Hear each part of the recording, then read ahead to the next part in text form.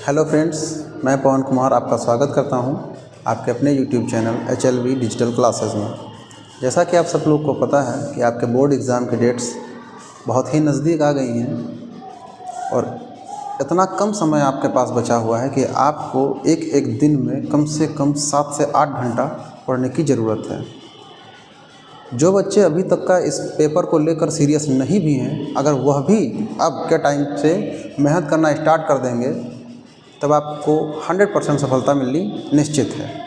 मैं आपके लिए गणित विषय के कक्षा 10 के कुछ क्वेश्चन लेकर आया हूं जो आपके परीक्षा की दृष्टि से बहुत ही इम्पोर्टेंट हैं। तो आइए शुरू करते हैं।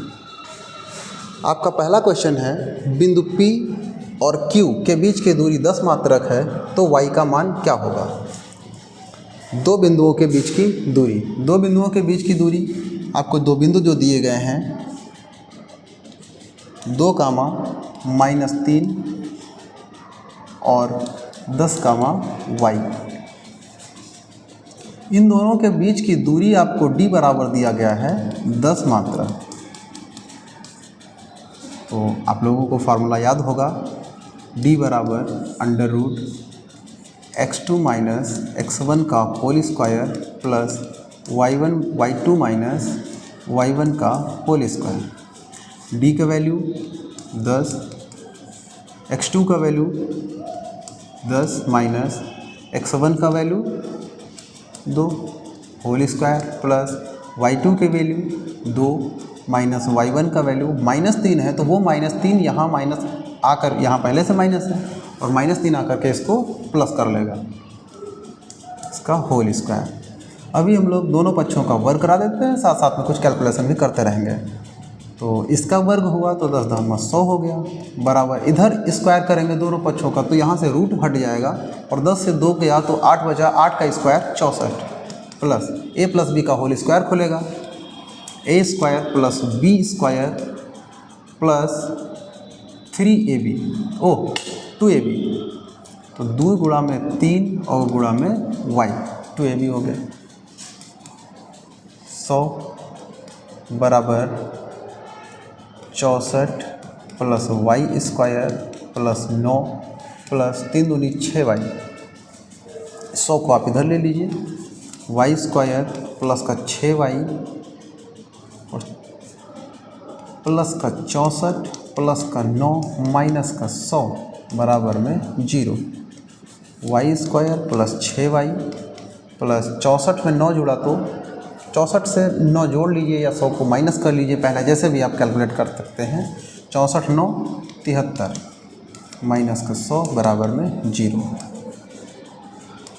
y² प्लस का 6y माइनस का यहाँ से कितना बचा 27 बराबर में 0। गुणा करिए तो 27 हो जाए और घटा दीजिए तो 6 बचे। आपको फैक्टर करना होगा, फैक्टर के टाइम पे आपको पढ़ाया गया होगा, किन्हीं दो संख्याओं का आप गुणा करिए तो 27 हो जाए और उन्हीं दोनों संख्याओं को आपस में आप घटा लीजिए तो बचे आपके पास में 6। y² प्लस तो 9 × 27 और 9 से 3 गया तो 6 प्लस का 9y माइनस का 3y माइनस में 27 बराबर में 0। इसमें कामन दोनों में क्या है, y है, तो y प्लस 9 माइनस 3 कामन है तो y प्लस 9 बराबर में 0। y प्लस 9 आप फिर से कामन लेते हैं तो y माइनस 3 बराबर में 0। y माइनस 3 बराबर जब 0 हो गया, y बराबर 3, y प्लस 9 बराबर 0, y बराबर माइनस का 9, y बराबर -9 और y बराबर 3। 3 पॉजिटिव है और 9 नेगेटिव, आपका ऑप्शन नंबर बी सही हो जाएगा। देखिए, आपको कंफ्यूज करने के लिए दोनों वैल्यूज़ दिया गया है, -3 और 9, -9 और 3। ध्यान रखिए, आप सवाल को ऐसे ही मत टिक करके आइएगा, सवाल को सॉल्व करने के बाद ही, ऑप्शनल भले ही क्वेश्चन है वो, लेकिन सवाल को सॉल्व करने के बाद ही उसका आप आंसर दीजिए।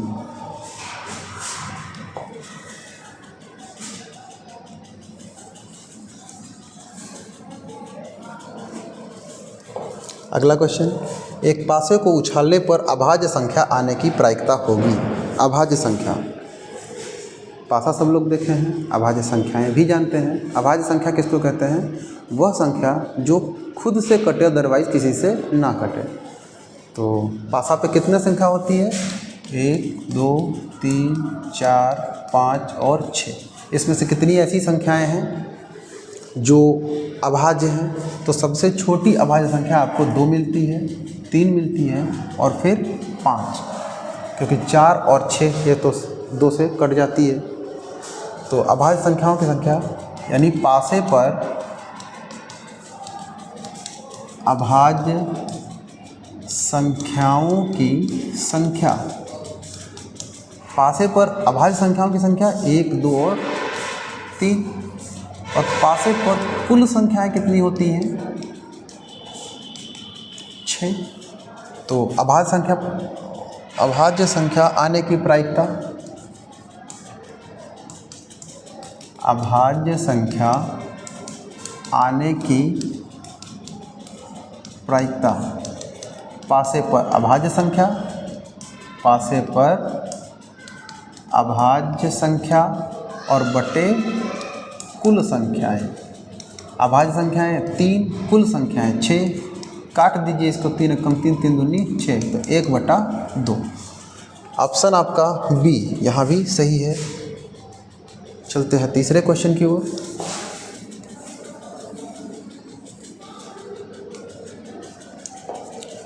तीसरा क्वेश्चन है, यदि 26 156 का लासा 156 है तो मासा का मान क्या होगा?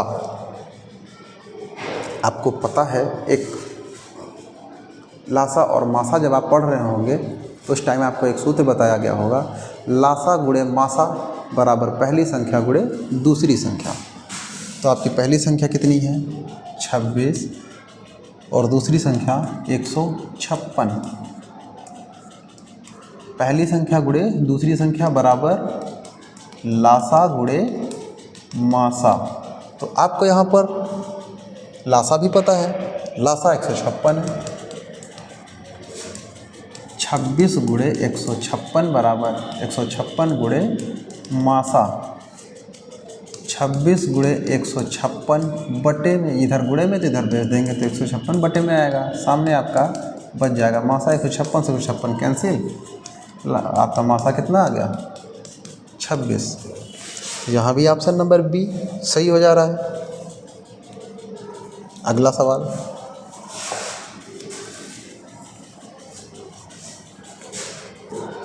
वह बड़ी से बड़ी संख्या जिससे 245 और 1037 को विभाजित करने पर प्रत्येक दशा में शेषफल 5 प्राप्त होता है, वह संख्या क्या होगी? कोई एक ऐसी संख्या है जिससे हम लोग 245 और 1037 को जब भाग करेंगे तो प्रत्येक दशा में 5 शेषफल बच जा रहा है। इसका मतलब क्या हुआ कि कोई ऐसी संख्या होगी, कोई ऐसी संख्या होगी जिससे हम 245 को भाग कर रहे हैं तब भी आपका 5 शेष बच रहा है, और 1037 को भाग कर रहे हैं तब भी आपका 5 शेष बच रहा है। इसका मतलब कोई ऐसी संख्या है, इन दोनों में 5 एक्स्ट्रा है, 245 और 1037 में 5 एक्स्ट्रा है। अगर इन संख्याओं से हम लोग 5 को माइनस करा दें तो वह ऐसी संख्या होगी जो इन लोगों को पूरा विभाजित कर रही होगी, और वह बड़ी से बड़ी संख्या हम लोग क्या कहते हैं?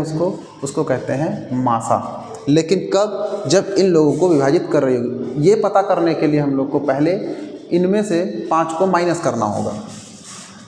तो मासा योग्य संख्या आपके पास कितना हो जाएगी? 245 से आप 5 को माइनस करा दीजिए तो बचता है 240, और 1037 से -5 करा दीजिए तो आपके पास बचता है 1032। अब आपको 240 और 1032 का मासा पता करना है। मासा ज्ञात करने के लिए आपके पास फैक्टर वाली भी विधि है, और आप सीधे भाग करा कर भी कर सकते हैं। तो 240 से आप 1032 को सीधे भाग भी कर सकते हैं, अदरवाइज़ आप फैक्टर भी इसका कर सकते हैं। 240 से भाग करेंगे तो कितनी बार जाएगा ये? 1032।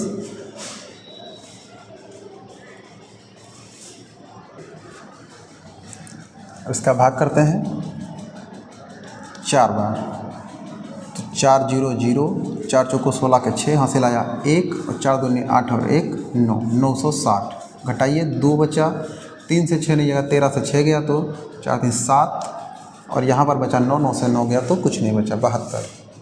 अब क्या करते हैं 72 से 240 को भाग करेंगे तो 7 त्रिक 21 3 बार, 3 दूनी 6, 3 सत्ते 21, 216, 240 से 216 गया तो 10 से 6 गया 4 और 3 से 2 गया, 3 से 1 गया तो 2, 24।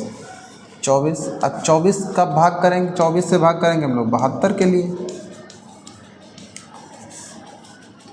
3 बार, 3 चौको 12, 12 का 2 हासिल आया 1, 3 दूनी 6 और 1 7, पूरा कैंसिल हो गया। तो 24 ऐसी संख्या है जिसने जब 240 से हम लोग 10 32 को भाग कर रहे थे तो पूरा यहाँ पर 24 से भाग किए तो कैंसिल हो गया। तो 24 वो संख्या मिली जो 10 32 को पूरी तरह से काट देती है। अब 24 जो है 240 को भी पूरी तरह से काट देगी। तो ऐसी संख्या आपको मिली कौन सी 24, जो कि ऑप्शन नंबर सी में आपको दिया गया है।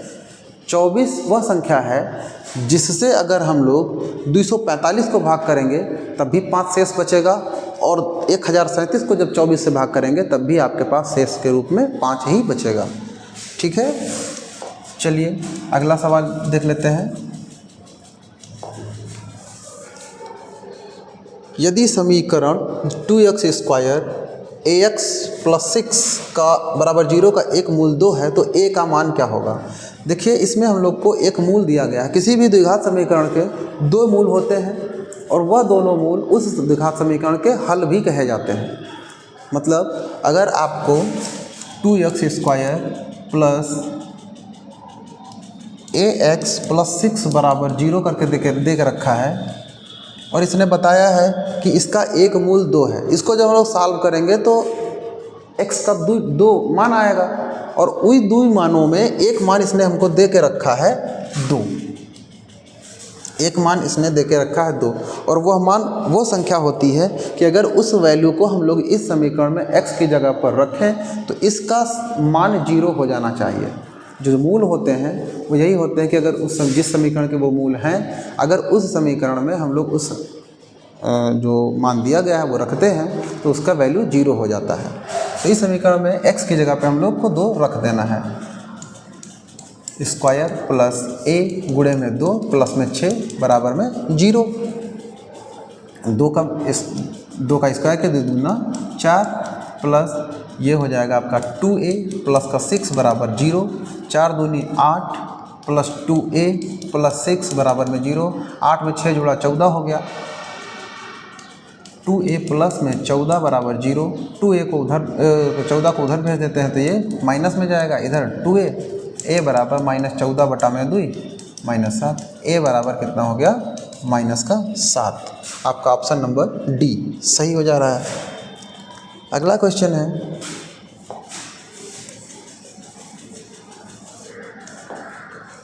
दो संख्याओं के योगफल और अंतर क्रमशः 8 और 2 हैं तो संख्याएं ज्ञात कीजिए। दो संख्याएं, किन्हीं दो संख्याओं को जोड़ा गया होगा तो 8 आया है और उन्हीं दोनों संख्याओं को आपस में घटाया गया तो 2 आया है। इसका हम लोग समीकरण बना सकते हैं। वो दो संख्याएं मान लेते हैं x प्लस वाई है, x और y है, x और y को अगर जोड़ दिया गया तो कितना आया 8 और x में से अगर y को हम लोग घटा देते हैं तो बचता है 2। समीकरण सॉल्व कर लेना है, y कैंसिल हो गया, 2x बराबर में 8 में 2 जोड़ा तो 10 हो गया, x का वैल्यू 10 बटा 2 5 आया, x बराबर 5, x का वैल्यू आप कहीं भी रख दीजिए किसी भी समीकरण में। तो पहली समीकरण में 5 प्लस वाई बराबर में 8 और y बराबर 8 माइनस 5 बराबर में 3। पहली संख्या 2 है, दूसरी संख्या 3 है। अगर 5 और 3 को हम लोग जोड़ते हैं तो 8 हो रहा है और 5 में से अगर 3 को घटाते हैं तो 2 बच रहा है। तो ऑप्शन आपका कौन सा सही हो रहा है 5 और 3, मतलब ऑप्शन नंबर बी। अगला क्वेश्चन, समीकरण इतने के मूल क्या होंगे। आपको मूल बताना है, ना कि मूल को निकालना है। ऑप्शनल क्वेश्चन इसलिए बताना है देख करके। समीकरण के मूल कैसे होंगे, तो समीकरण के मूल हम लोग जान जाते हैं कैसे। समीकरण को सॉल्व नहीं करना है, हमें इसका विविक्त कर पता कर लेना है। विविक्त कर क्या होता है, b² माइनस 4ac। तो इस समीकरण पर आपको क्या दिया गया वो नोट कर लीजिए। 4x² माइनस 12x प्लस 9 बराबर 0। यहाँ से a बराबर कितना हो जाएगा 4, b बराबर माइनस का 12 और c बराबर 9। विविक्त कर d बराबर क्या होता है b² माइनस का 4ac। d बराबर b का वैल्यू माइनस 12 स्क्वायर माइनस का 4 गुणे a का वैल्यू 4 गुणे c का वैल्यू 9। माइनस 12 12 12 144, माइनस का गुणा होगा तो प्लस हो जाएगा। और इधर 4 चौको 16 16 नवैया 144 कैंसिल हो गया। d बराबर कितना हो गया 0। d बराबर 0, इससे हमें क्या पता चलता है इसके मूल, जब d बराबर 0 होता है तो उस द्विघात समीकरण के मूल बराबर होते हैं, वास्तविक और बराबर। ऑप्शन नंबर सी आपका सही हो जाएगा। अगला सवाल फिर से वही, दो बिंदुओं के बीच की दूरी। देखिए इंपॉर्टेंट क्वेश्चन है, दो बिंदुओं के बीच की दूरी, ये आपको पता होना चाहिए। दो बिंदुओं 2 और 3, 4 और 1 के बीच की दूरी क्या होगी, उसमें हम लोग को दूरी इसने दे के रखा था, इसमें हमें दूरी निकालनी है। तो वही सूत्र d बराबर under root x1 minus x2 का whole square plus y1 minus y2 का होल स्क्वायर। बिंदु आपके कौन कौन से दिए गए हैं 2, 3 और 4, 1। अंडर रूट x1 का वैल्यू 2 माइनस x2 का वैल्यू 4 प्लस y1 का वैल्यू 3 माइनस y2 का वैल्यू 1। 2 से 4 को स्क्वायर, 2 से 4 गया तो -2 प्लस 3 से 1 गया तो 2, इसका स्क्वायर इधर स्क्वायर, -2 का स्क्वायर 4 प्लस 2 का स्क्वायर 4, 4 4 जुड़ गया तो 8 और 8 का हम लोग फैक्टर करेंगे 2 गुणे 2 गुणे 2, जोड़ा बना बाहर निकल गया 2√2। d का वैल्यू 2√2। आपका ऑप्शन 2√2 मतलब ऑप्शन सी सही हो जाएगा। नेक्स्ट क्वेश्चन, अगला क्वेश्चन, समीकरण 3x² माइनस का 2x प्लस का 1/3 बराबर 0 का विविक्तकर होगा। विविक्तकर माने d निकालना है। उसके लिए आप यहाँ से पहले a b c लिख लीजिए। a बराबर 3, b बराबर -2 और c बराबर 1/3। निशान अपना ये लेके आएगा, जो जैसा भी निशान रहेगा उसका निशान साथ में आएगा। d बराबर b² माइनस 4ac। b का वैल्यू कितना है -2, इसका स्क्वायर करा दीजिए, -4 गुणे a का वैल्यू है 3 और c का वैल्यू है 1/3। यहाँ 3 से 3 कैंसिल, -2 का स्क्वायर करेंगे तो प्लस का 4 और यहाँ से आपका आया माइनस का 4, कैंसिल होकर के कितना आ गया 0। d बराबर 0। इसमें थोड़ा सा धुंधला है लेकिन d बराबर 0 आपको देखने को मिल रहा है ऑप्शन नंबर डी पे। क्लियर?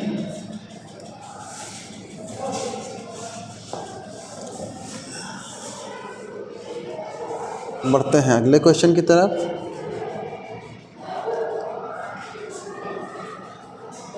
एक आपको फिगर दिया गया है,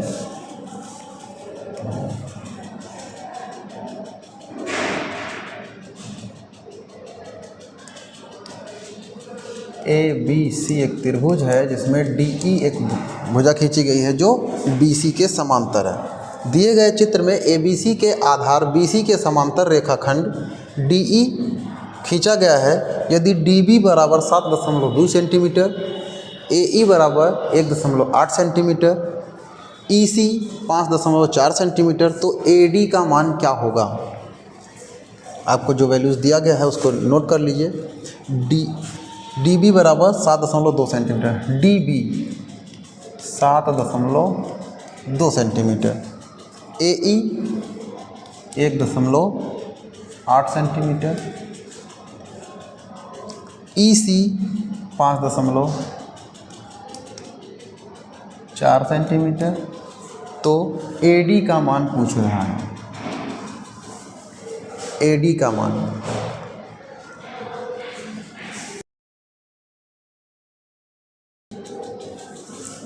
आपको थेल्स प्रमेय याद होगी। थेल्स प्रमेय में हम लोग को बताया गया है, जब त्रिभुज में कोई एक भुजा के समांतर कोई अन्य रेखा खींची जाए तो वह शेष दो भुजाओं को समान अनुपात में विभाजित करती है, और इसमें DE को BC के समांतर खींचा गया है। तो थेल्स प्रमेय, यहाँ थेल्स प्रमेय के अकॉर्डिंग AD बटे DB बराबर AE बटे EC। AD का वैल्यू आपको पता करना है, बटे में DB का वैल्यू आपको दिया गया है 7.2 बराबर AE 1.8 और EC का वैल्यू है 5.4। 7.2 को उधर भेज दीजिए। AD बराबर 1.8 गुणे में 7.2 बटे में 5.4।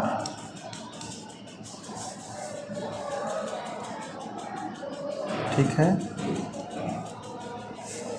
अब यहाँ से इसको कैलकुलेट करा लीजिए।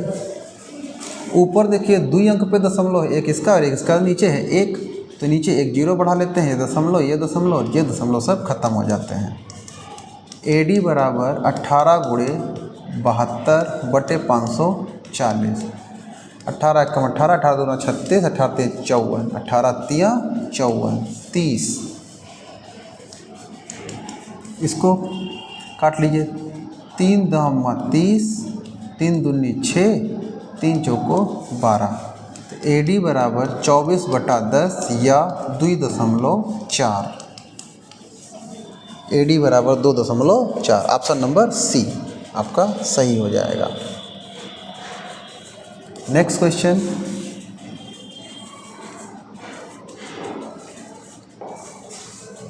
दो समरूप त्रिभुजों की ऊंचाइयां क्रमशः 3 सेंटीमीटर तथा 4 सेंटीमीटर त्रिभुजों के क्षेत्रफलों में अनुपात होगा। क्षेत्रफल वाली जो प्रमेय है इस बार शायद वो हटा दी गई है, लेकिन फिर भी उस पर सवाल एक रखा है, इम्पोर्टेंट है, हो सकता है देखने को मिल जाए। दो समरूप त्रिभुजों के क्षेत्रफलों का अनुपात प्रमेय क्या होती है? दो समरूप त्रिभुजों के क्षेत्रफलों का अनुपात उनकी संगत भुजाओं के अनुपात के बराबर होता है। दो समरूप त्रिभुजों के क्षेत्रफलों का अनुपात उनकी संगत ऊंचाइयों के अनुपात के बराबर होता है। तो क्षेत्रफलों का अनुपात आपसे पूछा गया है, तो त्रिभुजों के क्षेत्रफलों का अनुपात बराबर होता है संगत ऊंचाइयों के अनुपात के। तो फर्स्ट त्रिभुज का क्षेत्रफल बटे सेकंड त्रिभुज का क्षेत्रफल बराबर उनकी संगत ऊंचाइयां दिया गया है 3/4। तो 3/4 इसका हम लोग स्क्वायर करा देंगे। 3 त्रिका 9, 4 चौको 16, 9:16। 9:16 किस ऑप्शन में है? ऑप्शन नंबर ए में। ऑप्शन आपका ए नंबर सही हो जाएगा। अगला क्वेश्चन, ध्यान से बेटा पढ़ते रहिए। चित्र में त्रिज्यखंड OAB का क्षेत्रफल क्या होगा? OAB का क्षेत्रफल आपको एंगल दिया गया है थीटा बराबर 30 अंश। OB का मतलब क्या है? OB का मतलब है त्रिज्या। ये त्रिज्यखंड है, और त्रिज्यखंड क्या होता है? त्रिज्याओं से कटा हुआ भाग, ऐसे OAB, इसको हम लोग कहते हैं त्रिज्यखंड है। और ये केंद्रीय कोण जो आपको 30 अंश बताया गया है, और OA या OB ये आपकी त्रिज्याएं हैं। OB का वैल्यू कितना है? OB का वैल्यू इस फिगर से देखने को मिल रहा है 4 सेंटीमीटर। ठीक, और त्रिज्यखंड का क्षेत्रफल क्या होता है? पूरे वृत्त में ही त्रिज्याओं से कटे हुए भाग को हम लोग त्रिज्यखंड कहते हैं। पूरे वृत्त का क्षेत्रफल क्या होता है? πr²। और त्रिज्यखंड का क्षेत्रफल होता है, इसी में आपको थीटा बटे 360 कर लेना है, ये हो जाता है त्रिज्यखंड का क्षेत्रफल। ठीक, थीटा आपको दे के रखा है 30 बटे 360 गुणे पाई का वैल्यू 22/7 जो हमेशा के लिए रहता है। आर की वैल्यू 4, इसका स्क्वायर, 0 से 0 कट गया, 3 एकम 3, 3 एकम 3, 3 दूनी 6, 2 छंग 12, 2 11 22, 11/6 गुणे 7 और ऊपर 4 गुणे 4, 2 दूनी 4, 2 तियाँ 6, 11 चौको 44, 44 दूना 88/7 21। इसको आप काट लीजिए, भाग करा दीजिए, 21 88, 21 चौको 84, 4 बचा, दशमलव लगाया 0 हो गया, 21 दूना 42, 21 एकम 21, 19 बचा, 4.1। ठीक है, अब ये देखो ऑप्शनल है तो आप यहीं से पकड़ सकते हैं कि 4.1 है। 4.1 वाला ऑप्शन आपके पास में बी ही केवल है, क्योंकि नेक्स्ट बार आप जब पढ़ेंगे तो 9 बार ये जाने वाला है। 190, 19 और 21 नवैया, 9 एकम 9, 9 दूनी 18, 189। ठीक है, तो आपको ऑप्शन मिल रहा है सी नंबर एक। जब तक ये ऑप्शनल है तब तक आप ऐसे कर सकते हैं, अदरवाइज लगाने के लिए आपको फिर ढंग से सवाल लगाना पड़ेगा। अगला सवाल,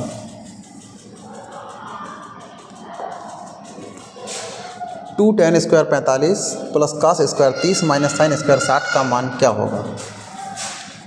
2 tan square 45 plus cos square 30 minus sin square 60 का मान क्या होगा।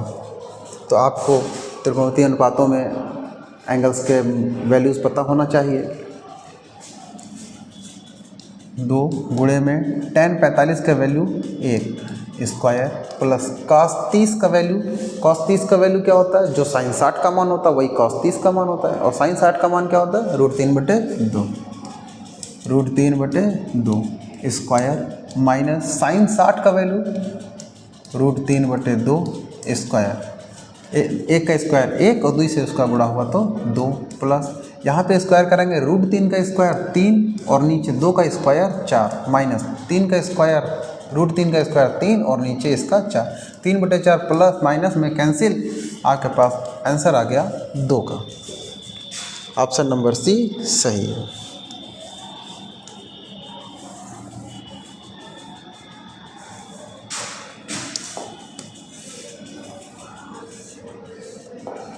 अगला question, cos square 67 minus sine square 23, cos square 67 minus sine square 23।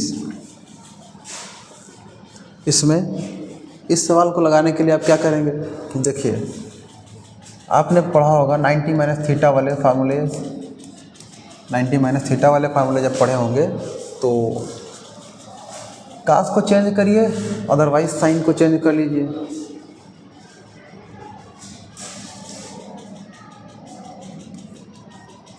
cos square 67 minus sine square 23, sine square 23, 90 से कितना कम किए तो 23 आया 67, तो इसको हम लोग लिख सकते हैं, साइन स्क्वायर 23 को क्या लिख सकते हैं, जब पहले तो आप साइन स्क्वायर 23 को ऐसे लिखिए, साइन स्क्वायर 90 माइनस 67, 90 से 67 गया तो 23 बचा, और sine 90 minus theta, cos square 67 minus sine 90 minus theta, आप ASTC में पढ़े होंगे, यहाँ ऑल पॉजिटिव, यहाँ साइन और कॉसेक पॉजिटिव, तो 90 माइनस, ये लाइन आपको 90 का एंगल बना रही है, 90 माइनस थीटा यानी 90 से कुछ कम, और वो जाएगा पहले चतुर्थांश में। पहले चतुर्थांश में सभी के सभी पॉजिटिव होते हैं। दूसरा, साइन जो होता है वो कन्वर्ट होता है कॉस में, और कॉस जो होता है वो कन्वर्ट होता है साइन में। तो sine 90 minus theta cos theta यानी cos square 67, cos square 67 positive, cos square 67 negative, answer 0। Answer 0 माने आपका ऑप्शन नंबर सी सही हो जाएगा। Question number 15,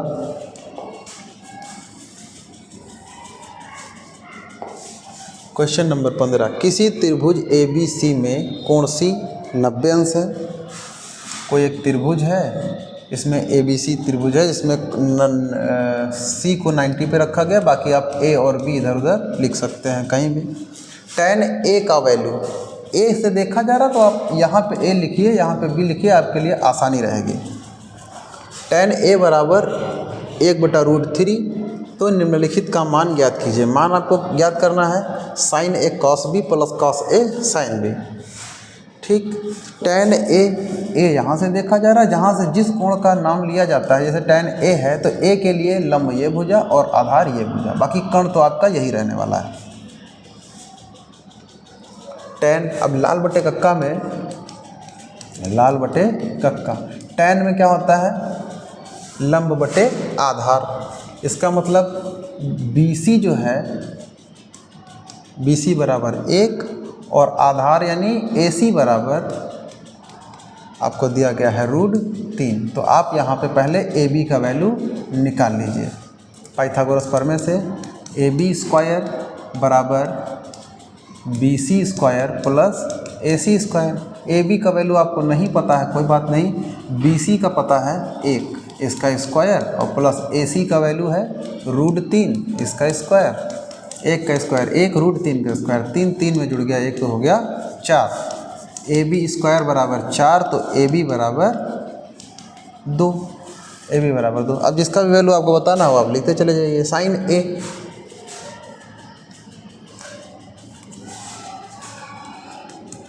sin A cos B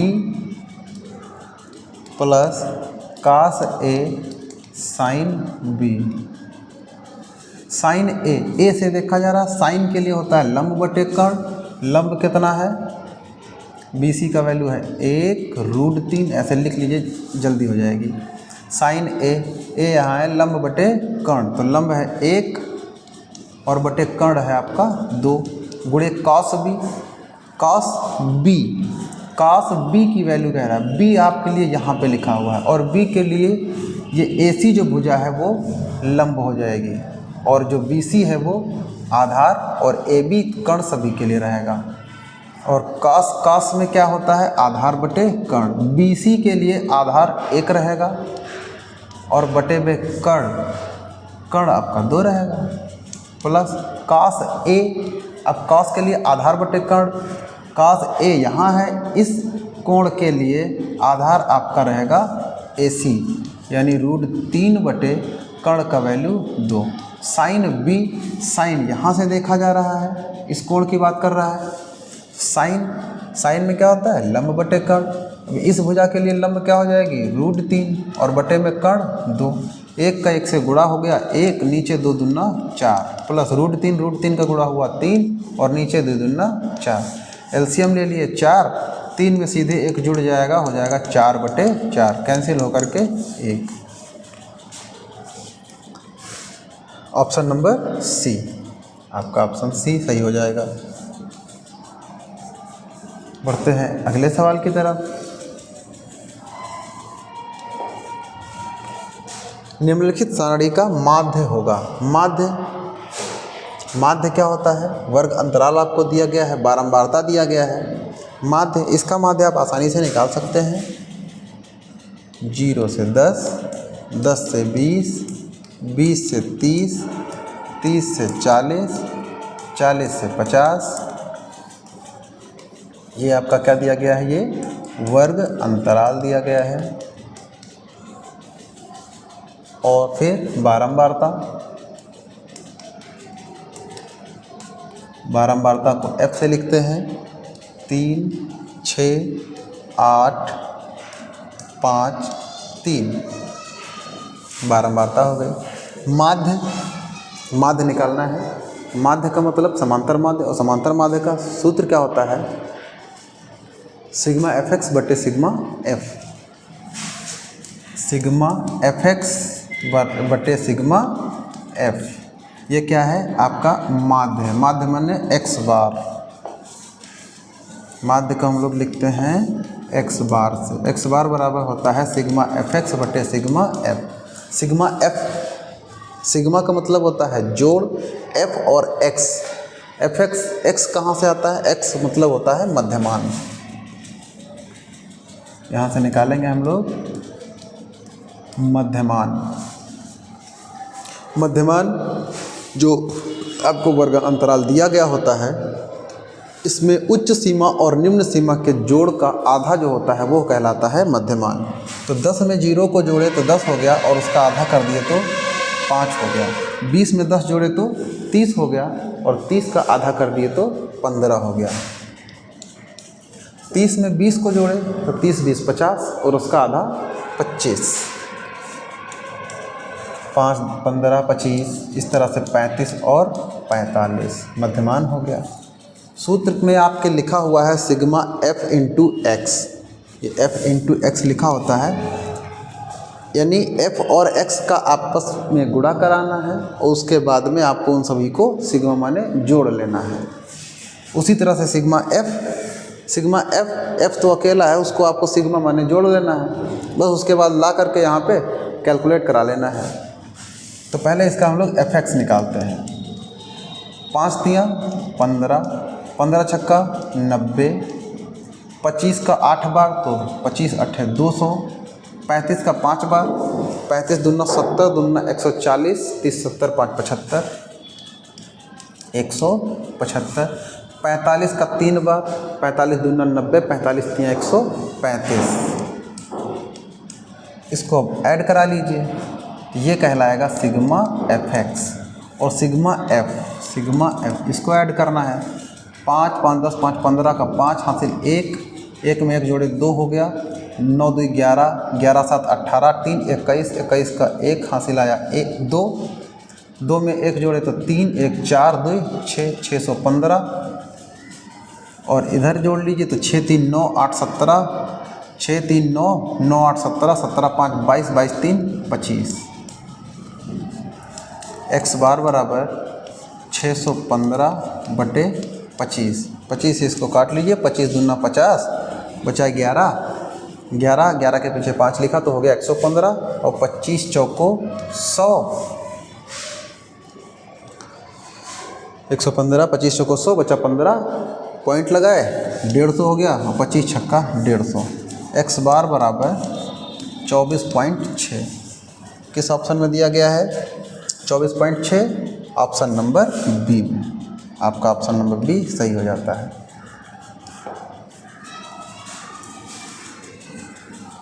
अगर आप लोग पहले से बेटा ये सब पढ़े हुए हैं तो सवाल लगाने में आसानी होगी। अगर अभी नई शुरुआत करने जा रहे हैं तो थोड़ा सा आपको समझना पड़ेगा पहले से। अगला सवाल, यदि एक वृत्त का परिमाप एक वर्ग के परिमाप के बराबर है, वृत्त का परिमाप और वर्ग का परिमाप आपस में बराबर है, तो उनके क्षेत्रफलों का अनुपात क्या होगा? किसका क्षेत्रफल? देखिए आपको ऑप्शन दुई सेम दिया होगा लगभग। देखिए 14 और 11, 11 और 14, इसका भी हमें ध्यान रखना होता है। इसने बोला है एक वृत्त का परिमाप एक वर्ग के परिमाप के बराबर है।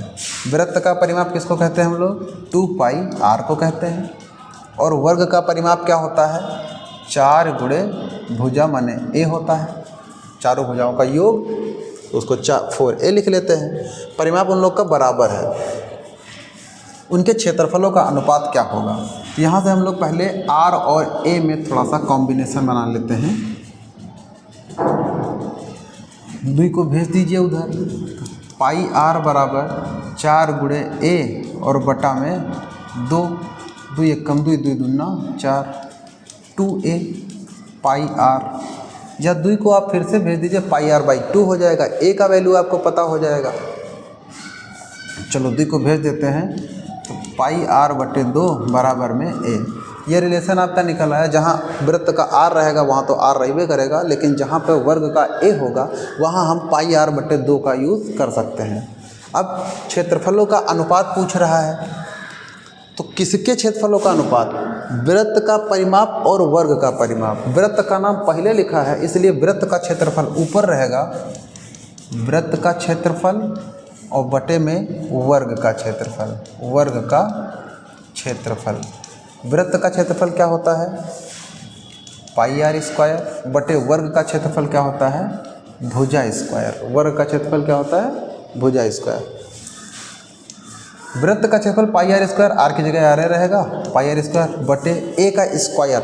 ए का स्क्वायर बोला है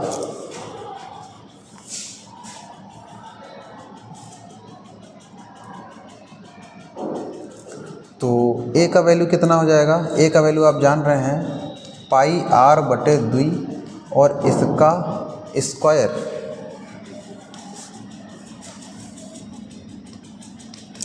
पाई आर स्क्वायर बटे में पाई स्क्वायर आर स्क्वायर बटा में 4, ये घूम के ऊपर पहुंच जाएगा तो 4 पाई आर स्क्वायर बटे में pi square R square. R square से आर स्क्वायर कैंसिल, एक पाई से एक तो पाई कैंसिल, 4 बटे 22 बटे 7, 4 बटे 22 बटे 7 और ये 7 ऊपर जाएगा, 4 गुणे 7 बटे 22, 2 दूना 4, 2 11 22, 7 दूनी 14 और बटे में 11, 14:11।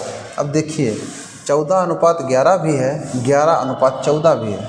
ऑप्शन आपका कौन सा सही होगा, 14:11 यानी कि ऑप्शन नंबर बी। क्यों, बहुत सारे बच्चे ऐसे भी कर देते हैं कि दुई नाम देखे वृत्त है और वर्ग है, तो हो सकता है उनसे जल्दी में वर्ग का परिमाप, वर्ग का क्षेत्रफल ऊपर हो जाए और वृत्त का क्षेत्रफल नीचे हो जाए, तब आपके पास आपका आंसर फिर 11:14 आ जाएगा। और उस कंडीशन पर अगर ये ऑप्शनल है तब भी आपको आंसर आपका मिल रहा है कि 11:14 है, तो टिक कर देते हैं, यहीं पे आपका गलत हो जाता है। तो आपका ऑप्शन नंबर बी सही हो जाएगा, 14:11। नेक्स्ट,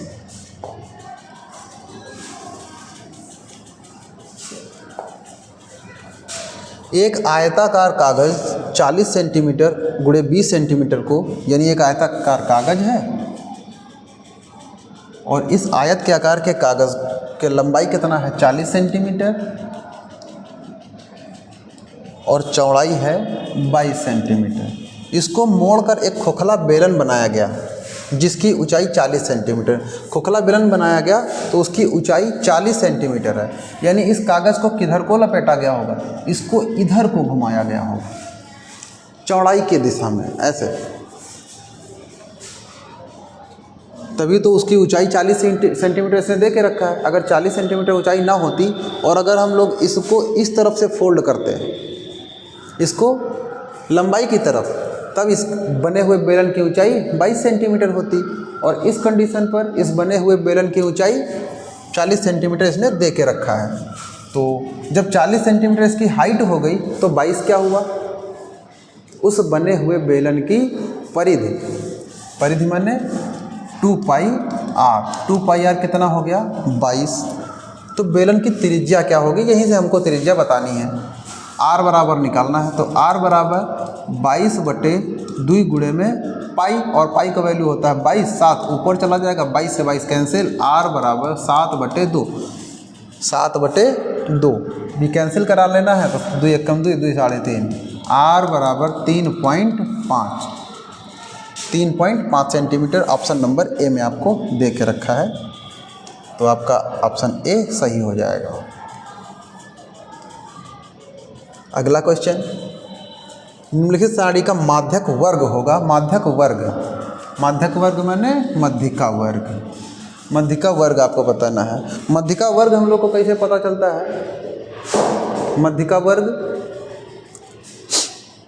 मध्यिका वर्ग हम लोग को पता चलता है उसकी संचयी बारंबारता निकालने से। पहले संचयी बारंबारता निकालना होगा, उसके बाद देखिए आपको वर्ग अंतराल दिया गया है 0 से 10, 10 से 20, 20 से 30, 30 से 40, 30 से 40, 40 से 50 और फिर बारंबारता दिया गया है 7, 5, 16, 12, 2। ये वर्ग अंतराल और ये बारंबारता। माध्यक वर्ग केवल पूछ रहा है, तो सबसे पहले हमें यहाँ पे इसकी संचयी बारंबारता निकालनी होगी। संचयी बारंबारता क्या होती है? देखिए 7, फिर 7 में 5 को जोड़िए 12, 12 में 16 को जोड़िए, 16 लिखा है हाँ, 12 में आप 16 को जोड़िए तो कितना होता है? 16 10 26 2 28, 28 में 12 को जोड़िए 40, 40 में 2 को जोड़िए तो 42। इधर भी जोड़ लीजिए ताकि गलत ना हो पाए। 7 5 12, 12 16 28, 28 12 40, 40 2 42, n बराबर 42, n बराबर 42 आया। अब इस 42 का हम n/2 कर लेते हैं। n/2 यानी 42/2 21, 42/2 बराबर में 21। अब ये 21 जो है किस संचयी बारंबारता में पड़ता है? 21 देखिए यहाँ तक आपके 7 पद हैं, यहाँ 12 पद हो गए और उसके बाद में 28 पद हो गए। 21 आपका पड़ेगा तो 28 में आपसे पूछा क्या गया है? पूछा गया है माध्यक वर्ग होगा। तो माध्यक वर्ग आपका क्या होगा? 20 से 30। 20 से 30 देखिए ऑप्शन दिया गया होगा, ऑप्शन नंबर सी सही हो जाएगा। माध्यक वर्ग ऐसे ही निकालते हैं। फिर आज का लास्ट सवाल है आपका क्वेश्चन नंबर 20। यदि किसी बंटन के माध्य और माध्यक क्रमशः दिया गया है, माध्य कितना है? माध्य है 24.5, माध्यक है 26, ठीक। और बहुलक पूछा गया है। 1 नंबर का सवाल अक्सर पूछ लेता है। माध्य और बहुलक में एक रिलेशन होता है। बहुलक बराबर क्या होता है? बहुलक बराबर 3 गुणे मध्यिका माइनस 2 गुणे समांतर माध्य। समांतर माध्य तो 3 गुणे मध्यिका कितनी है? मध्यिका माने माध्यक 26 माइनस 2 गुणे समांतर माध्य 24.5, ठीक है। 26 गुणे 3, 26 का 3 बार गुणा करेंगे तो कितना आएगा? 78, 25 3 75 3 78 माइनस 24.5 का डबल करा दिए, 24 का डबल करेंगे तो 48 और 0.5 का डबल 1, तो 24 दूना 48 और 49। 78 से 49 को आप माइनस करा दीजिए तो कितना बचेगा? 28 1 29, ऑप्शन नंबर सी। घटा के देख लीजिएगा, 78 से 49 को घटाएंगे, 78 से अगर हम लोग 50 को घटाते तो बचता कितना? 50 20 70 8 28, उधर 1 इधर 29। तो आपका बहुलक जो है वो 29 हो गया। ऑप्शन नंबर सी आपका सही हो जाता है। ओके फ्रेंड्स, तो आज की क्लास में हम लोगों ने 20 ऑप्शनल क्वेश्चन सॉल्व किए। आशा करता हूँ आपको समझ में आया होगा। मिलते हैं नेक्स्ट वीडियो में, तब तक के लिए जय हिंद।